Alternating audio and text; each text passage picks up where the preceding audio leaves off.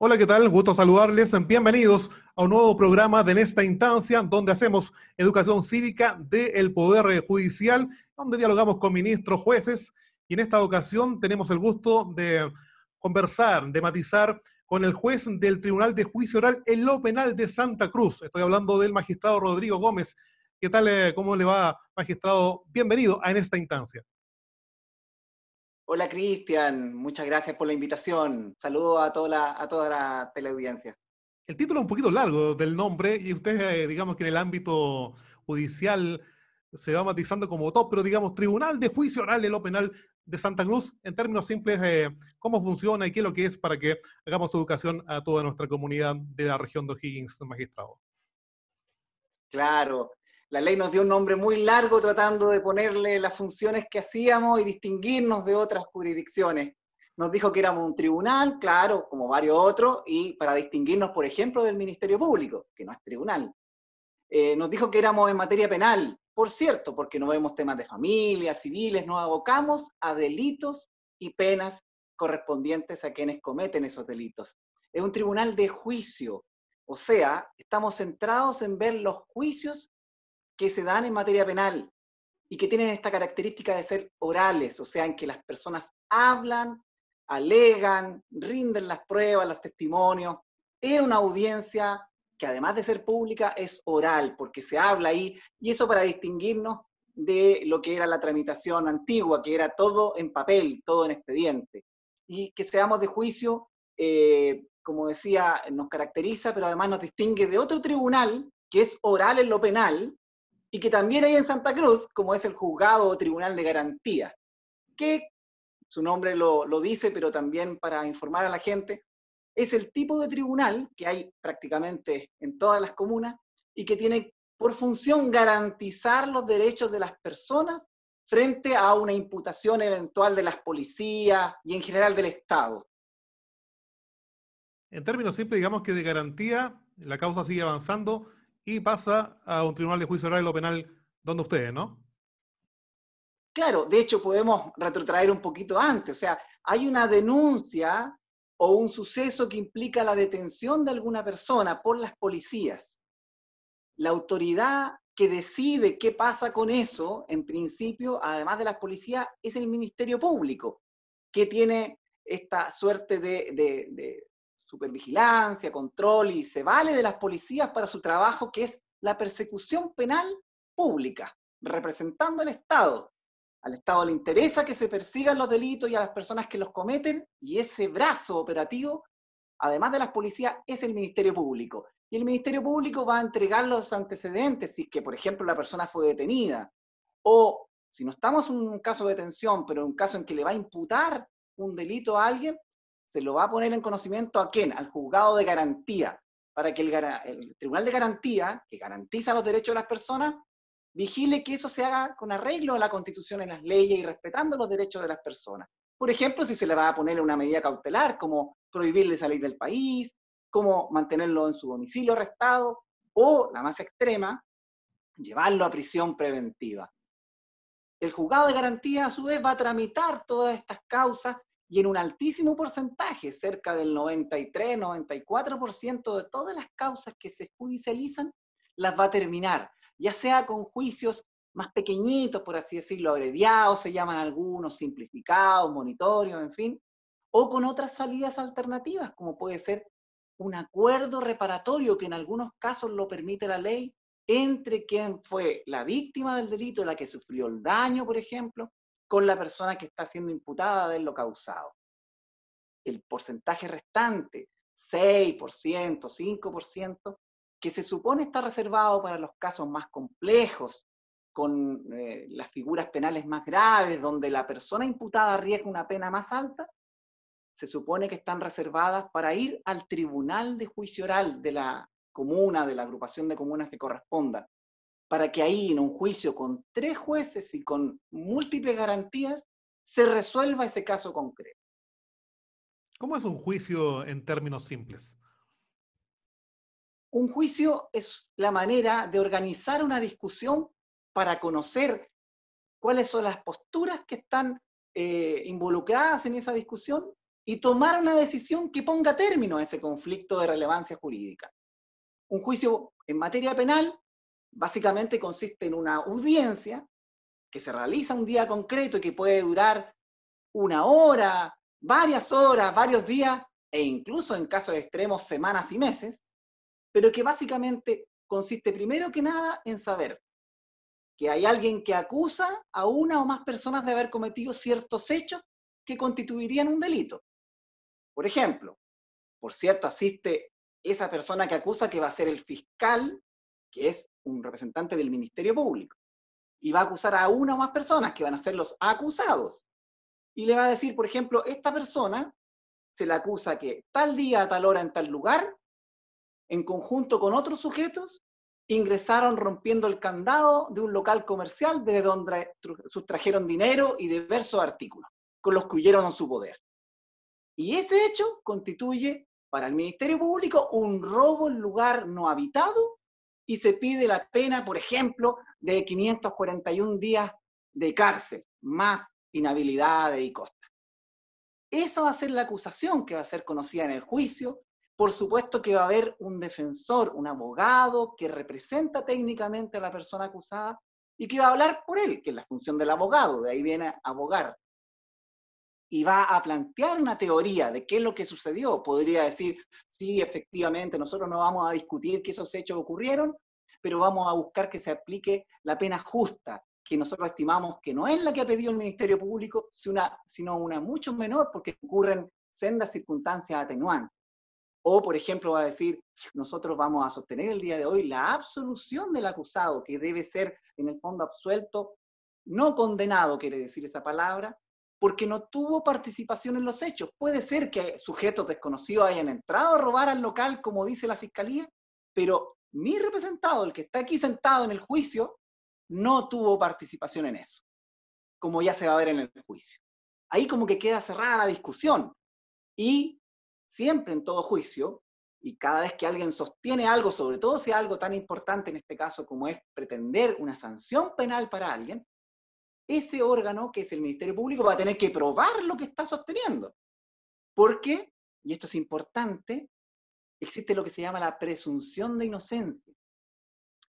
La persona imputada se presume inocente y debe ser tratado como tal mientras no se demuestre lo contrario. Y eso implica entonces que el que acusa deba probar. Incluso el acusado tiene derecho a guardar silencio. Puede no decir nada. Evidentemente esa es una apuesta arriesgada, porque en algunos casos será importante conocer su versión. ¿Cómo es que no tiene nada que decir? Por último, decir soy inocente.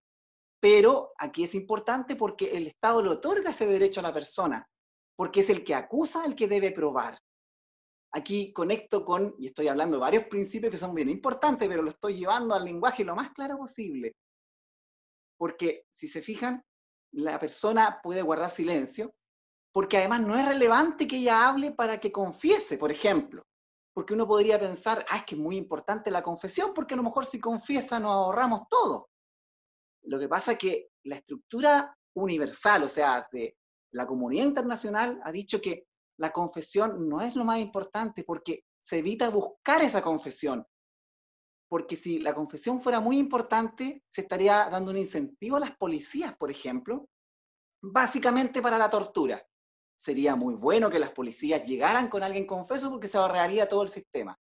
No se le quiere dar esa entidad, esa importancia a la confesión, sino que es a que se demuestre con pruebas independientes la culpabilidad de la persona. Y por cierto que en el juicio se van a recibir esas pruebas, se van a someter al testeo de los abogados, a hacer preguntas a los testigos, un abogado que le interesa que el testigo diga lo que conviene a su tesis, a sus cartas, por así decirlo, y la otra parte a desacreditarlo. Se van a rendir a lo mejor pruebas de la otra parte, y cuando esté todo eso rendido en el juicio, en esa audiencia donde todos podemos escuchar y ver lo que pasa, los jueces van a tomar su decisión sobre el caso.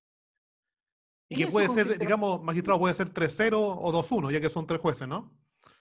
Claro, claro. De hecho, casi todos los tribunales que ven materias, por ejemplo, familia, trabajo, civil, y también en juzgado de garantía, es uno el juez llamado a resolver. Son tribunales unipersonales. Pero como decía, un porcentaje de los casos está reservado para esta instancia del juicio oral en el tribunal especializado, y el Estado ha querido fijar un sistema que ojalá nos garantice la mayor justicia y el menor rango posible de error. Y por eso que dijo 3 jueces que hayan.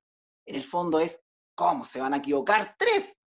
Pero pueden tomar su decisión 3-0, como dices tú, o por mayorías, 2-1.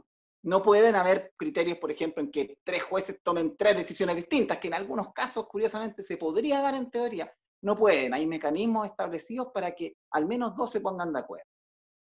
Magistrado, haciendo esta educación cívica para la comunidad, cuando uno lee los fallos de ustedes, aparece la duda razonable. ¿Qué significa aquello?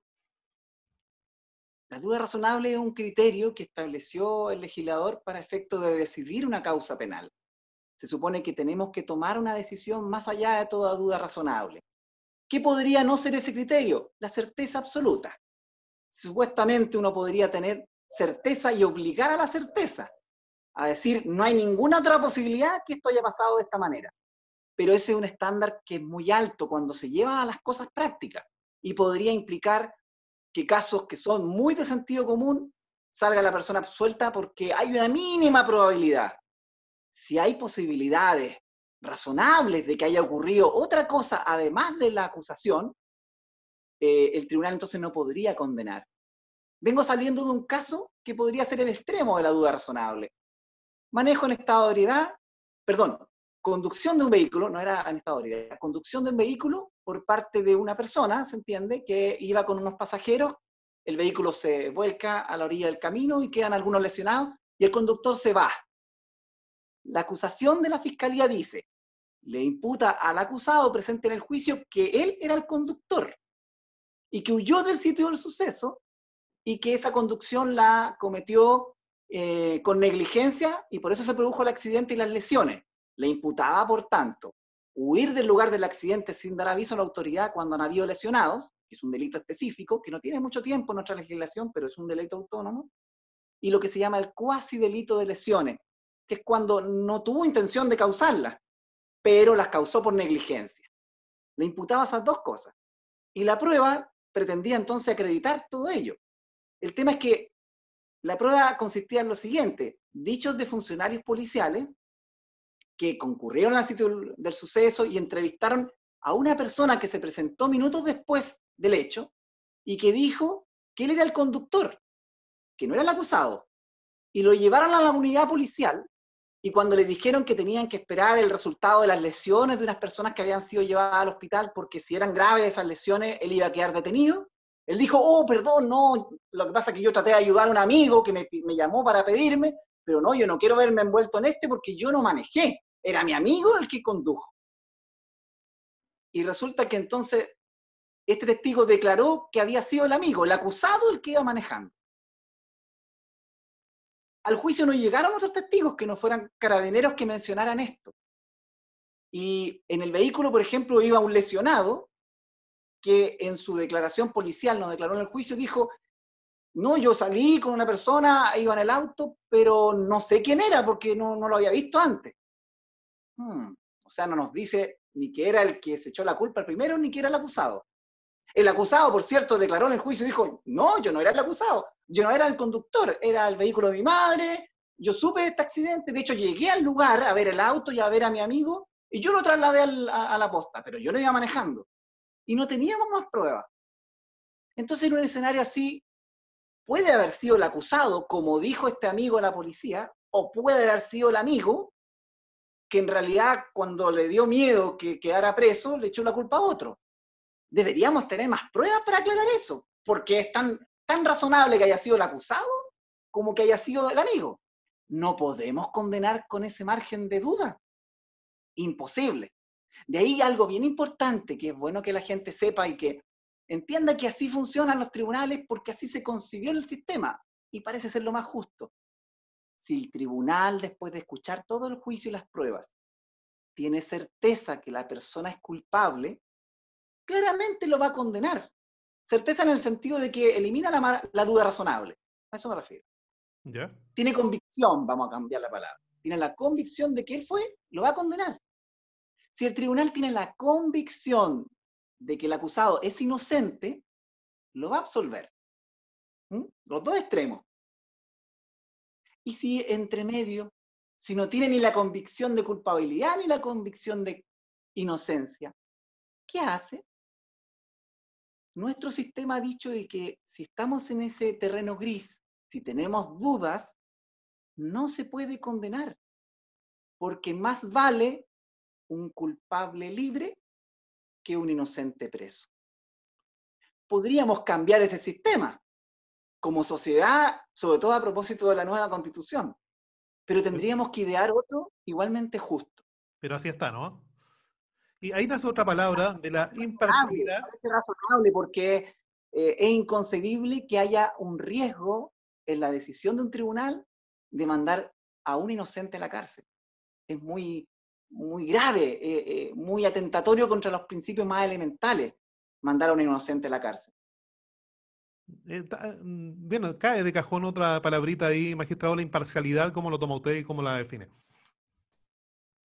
La imparcialidad tiene que ver con el tribunal, por cierto, y de que el tribunal no solo no tenga vínculos demasiado obvios con las partes, con el acusado, no sea familiar, no sea amigo, no tenga intereses económicos, porque obviamente van a nublar su juicio. Imagínense si yo estuviera juzgando a un hermano, a un familiar, o por el contrario, a alguien con el cual tengo una reñida historia. Podría eventualmente y con toda justicia criticárseme sobre mi neutralidad valórica en esa decisión. Pero también hay otras cosas que pueden causar el mismo efecto, como son los prejuicios, por ejemplo. Situaciones en que uno ha emitido un pronunciamiento antes. Imagínense si en estas cosas judiciales yo por X motivo resolví algo en alguna instancia que implica haber dicho que tenía más la razón uno que el otro. ¿Cómo voy a entrar a decidir el juicio de fondo sobre eso?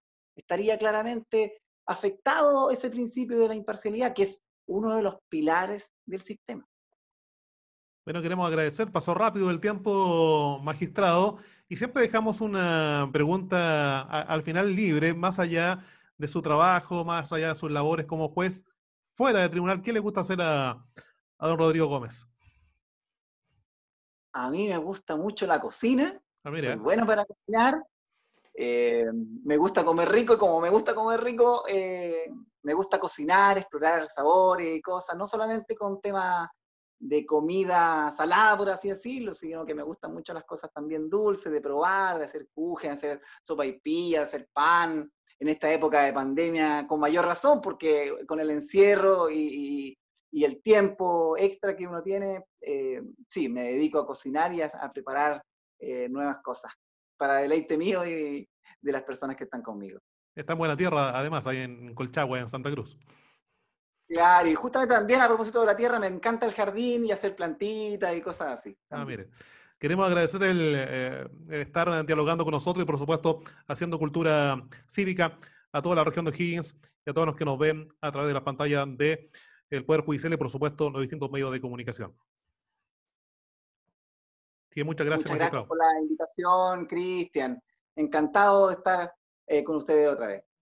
Y las palabras, la impresión, los comentarios del magistrado Rodrigo Gómez, juez del Tribunal de Juicio Oral en lo Penal de Santa Cruz. Nos vamos, nos reencontramos la próxima semana en otra edición de En esta instancia. Es todo.